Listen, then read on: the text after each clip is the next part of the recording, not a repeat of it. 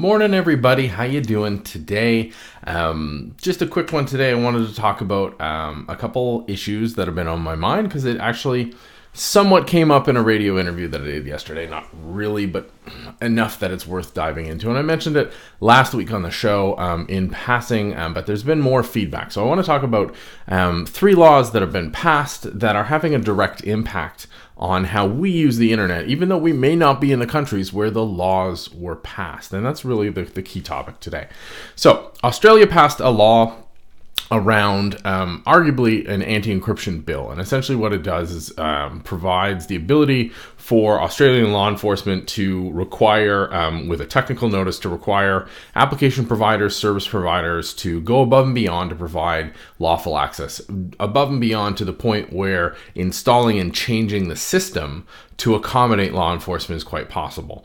Now, I'm a supporter of lawful access in the proper context with the proper oversight within the proper scope. The problem with this bill, among many, sort of cutting it down to the gist, is that along with the technical notice saying you need to break your encryption in order to allow lawful access here, there's also an automatic gag order. So we have one particular government who can theoretically force service providers to break the security and weaken the security of their overall system and not tell anybody about it, so that we are making risk decisions based on a certain assessment that is no longer true because we have no ability to actually verify. Now that's a huge challenge.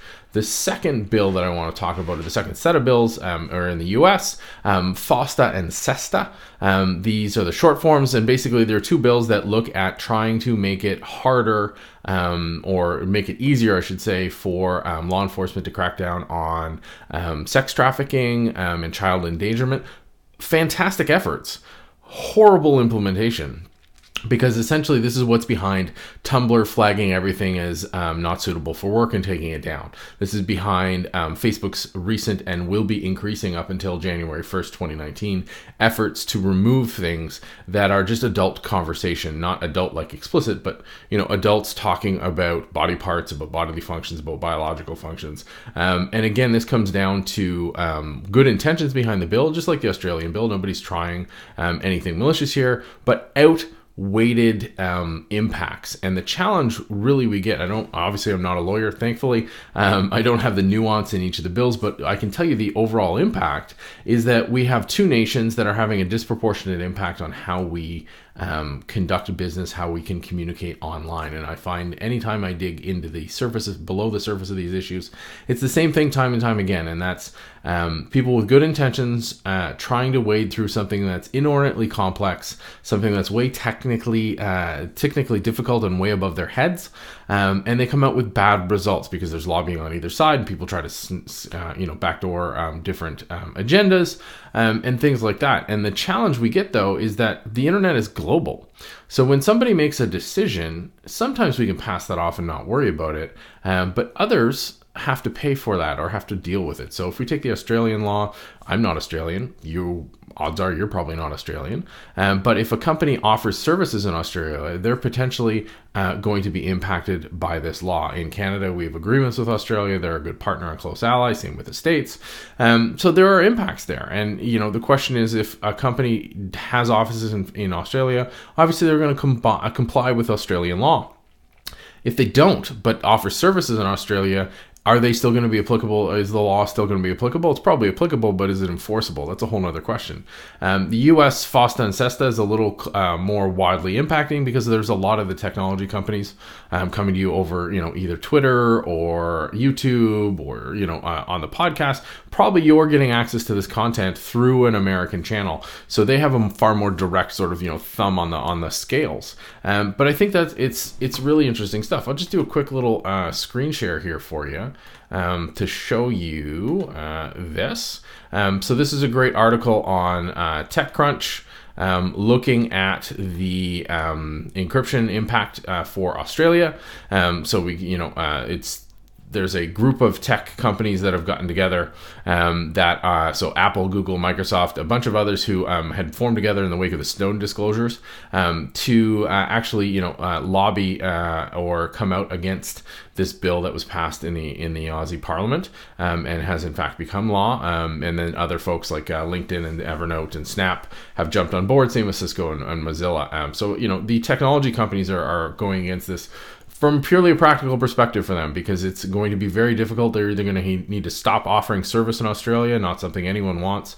They're going to have to segment off a piece of their technology, which is extremely difficult, or they're going to have to figure out a way to do this without significantly impacting all of their users. On the flip side, Teen Vogue, oddly enough, they still do some fantastic reporting, has this great piece on Tumblr talking about the porn ban and its genesis from FOSTA and SESTA. Really interesting to see the direct impacts, because Tumblr's been taking stuff down left, right, and center. And I think that's really important because it shows you those impacts time and time again. So I'll tweet out those links so that everybody can see them. But again, this is just, I think, a fascinating issue. So, we live in a global connected internet. To see how that impacts people left, right, and center, is a fascinating thing to sort of dive into, to see, okay, if one community is pushing a certain way and has a law behind it, how does that impact the rest of them? My biggest concern around encryption, my biggest concern around any sort of things like FOSTA or SESTA is that it will weaken privacy or weaken security controls in place for valid reasons. And I always find it's really difficult, because those are really sensitive topics and politically they're hot button issues. People don't apply the proper objectivity and the proper distance to go like, hey, wait a minute, this is disproportionate to the threat. Here's a more reasoned response. I don't know what those reasons response are, but just something to think about today.